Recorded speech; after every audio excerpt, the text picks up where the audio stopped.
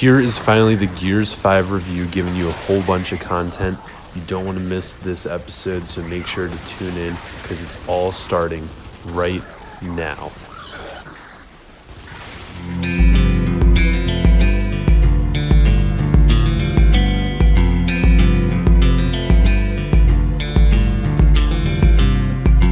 Hey guys, IRL Games here today, bringing you the Gears 5 review. Real quick, when I reach 1,000 subscribers, I'll be giving away one of these awesome controllers, so make sure to subscribe. So getting into the Gears 5 content, there's a whole bunch of stuff to cover here, so we're going to go through it all today, and make sure to tune into one of my earlier episodes where I go through the boot camp video. I'm not doing that in here because there's just a lot of content. So starting off is the campaign mode. So we're going to kind of go into details here, saying what the campaign mode is and kind of some details about it.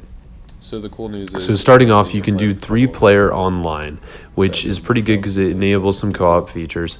Now, it's less players than before, like you saw in the previous Gear games, but I still feel like it's a really good idea just because of how beautiful the world is, and it just will help with issues with kind of overall gameplay and everything. Overall, I think the cinematography in this and everything looks really nice, really sharp, and has a really interesting story, talking about kind of Kate and her story, and then some of the other characters drives into their story a bit too. Real quick, I'm going to be doing more stuff with Borderlands 3. I'm going to be doing a review video for you guys on that, and I'm also going to be doing some CTR codes later this week, so be on the lookout for that. Make sure to subscribe. I know a lot of you guys are waiting to hear when those codes are going to pop up again.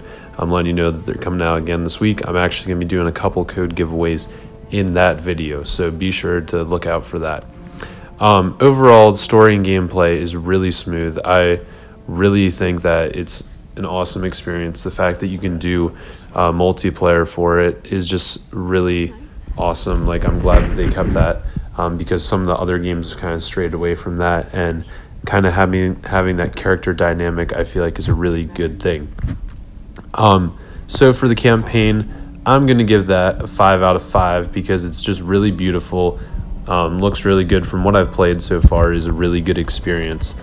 And then with multiplayer, I'm going to give that about a 4 out of 5 just because there's no local multiplayer, which I think kind of takes away from kind of some of the Gears fans, and just the idea that's 3 players instead of 4 really changes the dynamic a bit.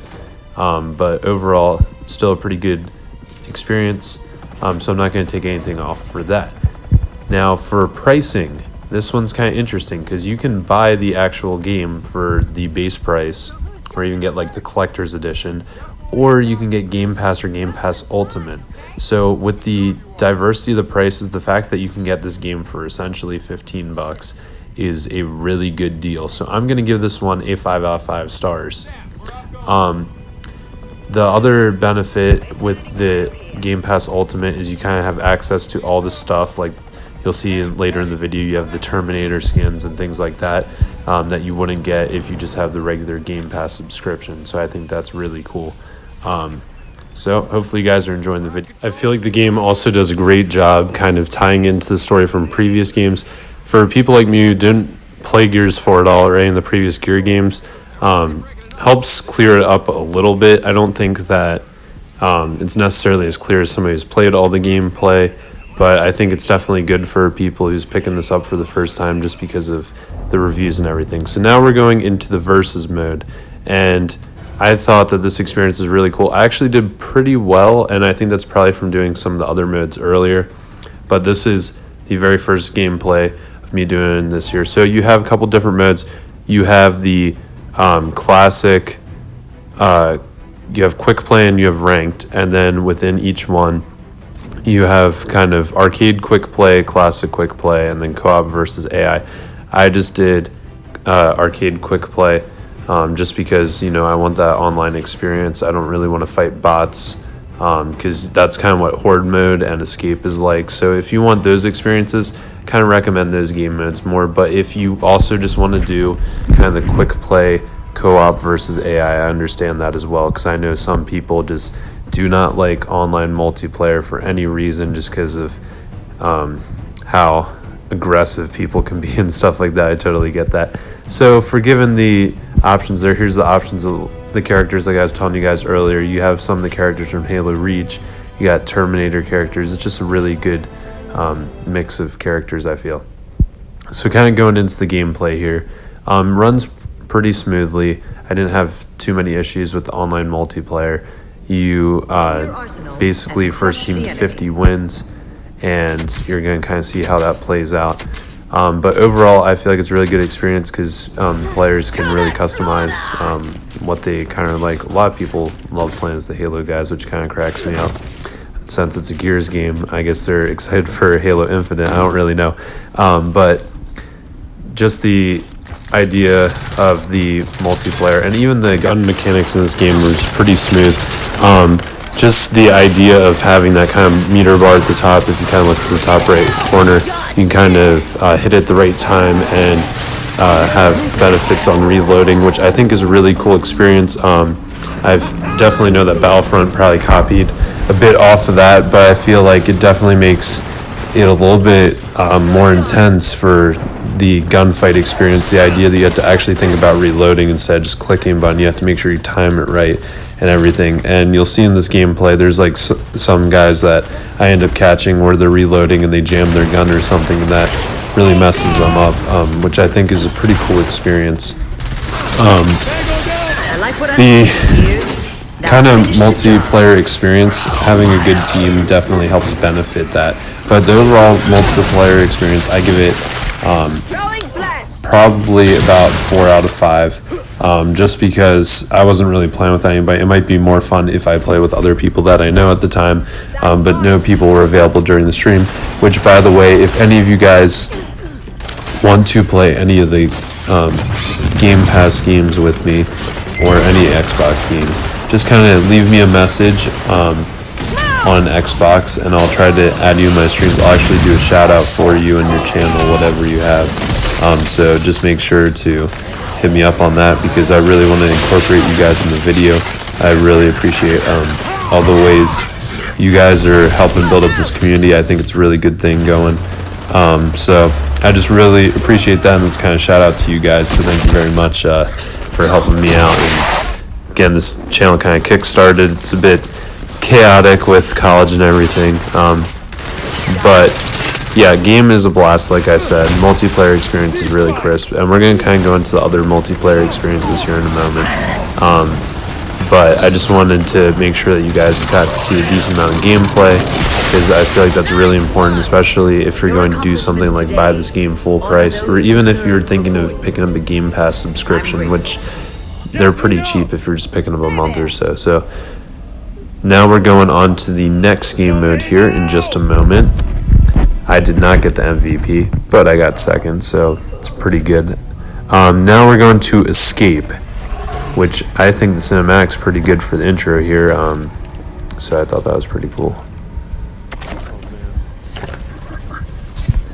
So the goal for Escape is to simply escape.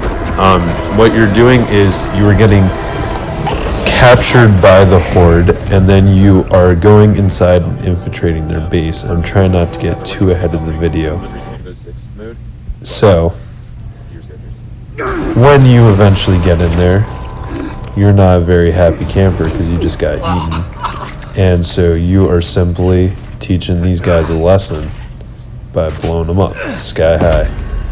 So, the whole point of the game is escaping before the explosion and chemicals and stuff kill you. Now, I did not realize this the first time playing this, but if you look in the bottom right corner, there's a mini map, and that helps make the escape a whole lot easier, because if you look at my run time, you can probably beat that your first try just using that tip there. But cinematic stuff is great. That I thought it was a really fun experience. Just make sure you kind of watch how you're using your ammunition and weapons, because it's kind of hard to find them at times. So next we're going into the next mode, which is Horde, which is pretty good. This gives you kind of the option of regular Horde or custom Horde, and you can kind of go into the different difficulties. If you're a pro at this game and have been playing this since the first Gears game, you might want to go all the way with the expert level, whatever that is. I myself was not that good. I was playing with a bunch of random people. We got pretty far, but we did not make it all the way to the end. So the point of Horde is to simply survive all 50 waves, like I said, and there's different boss battles and enemies that will pop up throughout the game. Now you also get currency for killing the different enemies, and this will allow you to get weapons and different defense things to help protect the main chest that you have. The best thing that I can compare this to, because yet again I haven't really played the other ones, it feels very similar to the Call of Duty 4 or Call of Duty Black Ops 4 with the zombie mode, except you don't have to unlock doors, so that makes it very helpful. Overall, the experience was pretty good. I would not recommend having people drop out on you because the AI does not fight as well as the player base, obviously. Otherwise you could just kind of sit in there and get the win.